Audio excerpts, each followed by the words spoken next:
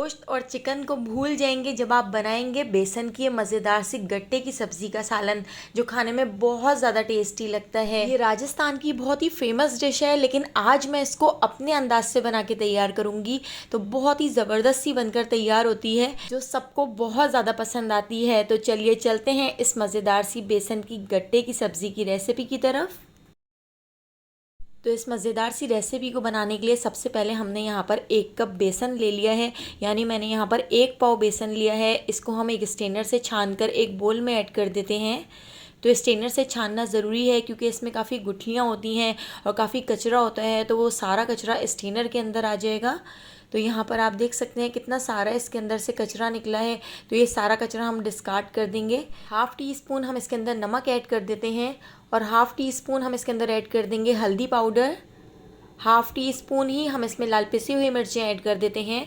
Half tea spoon धनिया powder add कर दिया है। इसके साथ ही 2 टेबल स्पून भर के हम इसके अंदर ऑयल ऐड कर देंगे। तो बेसन के इस पूरे मिक्सचर को पहले हम अच्छी तरह से मिक्स कर लेते हैं ताकि सारे मसाले बेसन के अंदर अच्छी तरह से मिक्स हो जाएं। और इसको मिक्स करने के बाद अब हम इसमें थोड़ा थोड़ा सा पानी ऐड करते जाएंगे और एक हार्ड सा डो बना के तैयार कर लेंगे। तो हमने जो डो बना के तैयार करना है वो काफ़ी हार्ड सा होना चाहिए। तो सारा पानी एक साथ ऐड नहीं करेंगे, बस थोड़ा थोड़ा ज़रूरत के मुताबिक पानी ऐड करते जाएंगे और इसको मिक्स करते जाएंगे। तो यहाँ पर आप देख सकते हैं हमारा जो डो है वो बनकर तैयार हो गया है। तो अभी ये काफ़ी चिपक रहा है, लेकिन थोड़ी देर में ये बिल्कुल सेट हो जाएगा। तो यहाँ पर आप देख सकते हैं इस तरह का हमने हार्ड सा डो बना के तैयार कर लिया है। इसको 1 से 2 मिनट नीट करने के बाद हमने इसको कवर करके 15 मिनट के लिए छोड़ दिया था। तो ये बिल्कुल अच्छी तरह से सेट हो चुका है। आप देख सकते हैं कितना सॉफ्ट हो चुका है। अब हम एक छोटा सा पेड़ा ले लेते हैं। तो यहाँ पर इस तरह से मैंने एक पेड़ा ले लिया है और पेड़े को इस तरह से रोल कर लिया है। तो इसको हमने थोड़ा सा मोटा ही रोल करना है। तो यहाँ पर आप देख सकते हैं 1 कप बेसन से 4 रोल हमारे यहाँ पर बनकर तैयार हो गए थे। अब हमने गैस के ऊपर एक पतीली के अंदर पानी को गर्म करने के लिए रख दिया था। उबलते हुए पानी के अंदर हम ये सारे रोल डाल देते हैं और इसको फुल फ्लेम पर बॉईल कर लेते हैं। तो इन रोल को बॉईल होने में 7 से 8 मिनट लग सकते हैं। जब तक इसके ऊपर दाने दाने से ना आ जाएं तब तक आपने इसको बॉईल करना है और फुल फ्लेम पर बॉईल करना है। तो यहाँ पर मैं आपको चेक कराती हूँ। 8 से 9 मिनट बाद आप देख सकते हैं इसके ऊपर काफ़ी दाने दाने से आ चुके हैं। तो बस इसी स्टेज पर हम गैस के फ्लेम को बंद कर देते हैं। यहाँ पर हमारे बेसन के गट्टों के जो रोल हमने बना के तैयार किए थे वो रेडी हो चुके हैं। इसको हम ठंडा करने के लिए एक प्लेट के अंदर रख लेते हैं और इस पानी को भी ज़ाया नहीं होने देंगे। इसकी भी बाद में हम ग्रेवी बनाकर तैयार करेंगे। तो ये बिल्कुल परफेक्ट बॉयल हुए हैं। अब हम इसकी कटिंग कर लेते हैं। तो ठंडा करने के बाद हम इसको इस तरह से कट कर लेते हैं। तो आधा आधा इंच के फासले से हम इसको इस तरह से कट कर लेंगे। तो यहाँ पर हमारे इस तरह बेसन के गट्टे बनकर तैयार हो जाएंगे। तो ये खाने में बहुत ज़्यादा टेस्टी लगते हैं। आप ऐसे ही इनको केचप से खा के देखिएगा, बहुत ज़्यादा मज़ेदार लगते हैं। तो बस इस तरह से हमने सारे बेसन के गट्टों को कट कर लिया है।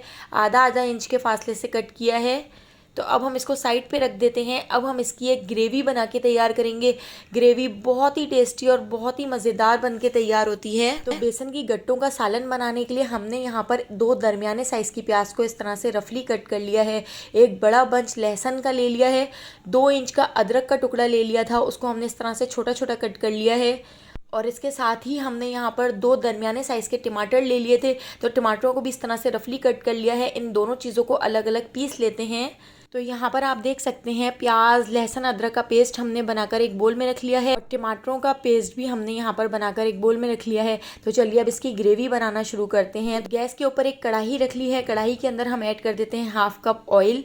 ऑयल को गर्म करने के बाद इसके अंदर 1/2 टी स्पून मेथी दाना ऐड कर देते हैं और 1/2 टी स्पून ही हम इसमें ज़ीरा ऐड कर देंगे और इन दोनों चीज़ों को थोड़ा सा क्रैकल कर लेते हैं, इतना कि इसकी अच्छी सी खुशबू आने लगे और थोड़ा सा कलर चेंज हो जाए। इन दोनों चीज़ों को थोड़ा सा फ्राई करने के बाद अब हम इसके अंदर ऐड कर देते हैं प्याज और लहसुन अदरक वाला पेस्ट। तो प्याज और लहसुन अदरक को बहुत अच्छी तरह से हमने भून लेना है। इतना भून लेना है कि ऑयल साइडों से ऊपर आ जाए और इसमें जितना भी एक्स्ट्रा पानी है वो खुश्क हो जाए। तो यहाँ पर आप देख सकते हैं प्याज और लहसुन अदरक बहुत अच्छी तरह से फ्राई हो चुके हैं। साइडों से आपको ऑयल भी नज़र आ रहा होगा। तो यहाँ पर इसका ऑयल भी ऊपर आ चुका है। अब इसके साथ ही हम इसके अंदर ऐड कर देते हैं टमाटर की प्यूरी। तो 2 टमाटरों को ब्लेंडर जग में डालकर पीस लिया था। तो ये पूरी प्यूरी हम इसके अंदर ऐड कर देते हैं टमाटर की प्यूरी ऐड करने के बाद अब हम दोबारा से इसको भून लेंगे, तो साथ ही हम इसमें मसाले भी ऐड करते जाएंगे और इसको भूनते जाएंगे। तो अब हम इसके अंदर ऐड कर देते हैं हाफ़ टी स्पून नमक। नमक आप अपने टेस्ट के हिसाब से ऐड कर सकते हैं। हाफ़ टी स्पून हल्दी पाउडर भी ऐड कर दिया है। हाफ़ टी स्पून लाल पिसी हुई मिर्चें ऐड कर देते हैं और हाफ़ टी स्पून ही हम इसमें कश्मीरी लाल मिर्च ऐड कर देंगे, जिससे बहुत ही अच्छा सा कलर आएगा।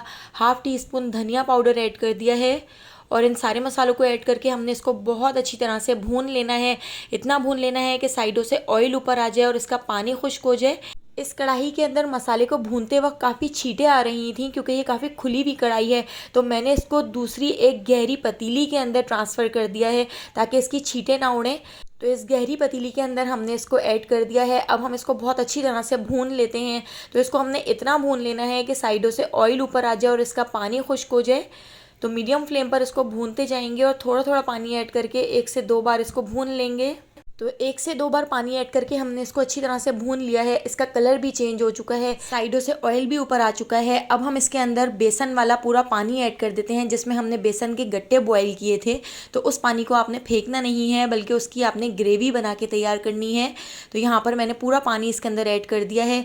अब हम इसके अंदर ऐड कर देते हैं 1 टीस्पून कसूरी मेथी। तो कसूरी मेथी को थोड़ा सा इस तरह से क्रश कर लेते हैं। कसूरी मेथी को हल्का सा मिक्स कर लिया है। साथ ही हाफ़ टी स्पून पिसा हुआ गरम मसाला भी ऐड कर दिया है और इसको भी अच्छी तरह से मिक्स कर लेते हैं। तो जितनी आपने इसकी ग्रेवी बनानी है उतना ही आप इसमें पानी ऐड कर सकते हैं। मैंने इसमें 2.5 गिलास के करीब पानी ऐड किया है, क्योंकि जब हम इसमें बेसन के गट्टे ऐड करेंगे तो ये बहुत ज़्यादा ऑब्जर्व कर लेते हैं।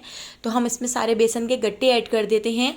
तो यहाँ पर आप देख सकते हैं सालन को बॉयल भी आ चुका था, उसके बाद ही हमने इसके अंदर बेसन के गट्टे ऐड किए हैं और अब हम इसको अच्छी तरह से मिक्स कर लेते हैं। इसको कवर करके लो फ्लेम पर 15 मिनट तक छोड़ देते हैं। 15 मिनट बाद आप देख सकते हैं ऑयल भी बहुत अच्छी तरह से ऊपर आ चुका है। अब हम इसके ऊपर डाल देते हैं कटा हुआ हरा धनिया। तो पानी आपने इसमें ज़्यादा ही ऐड करना है, क्योंकि ये बहुत जल्दी गाढ़ा हो जाता है। तो यहाँ पर हमारा बेसन के गट्टों का सालन बनकर तैयार हो गया है।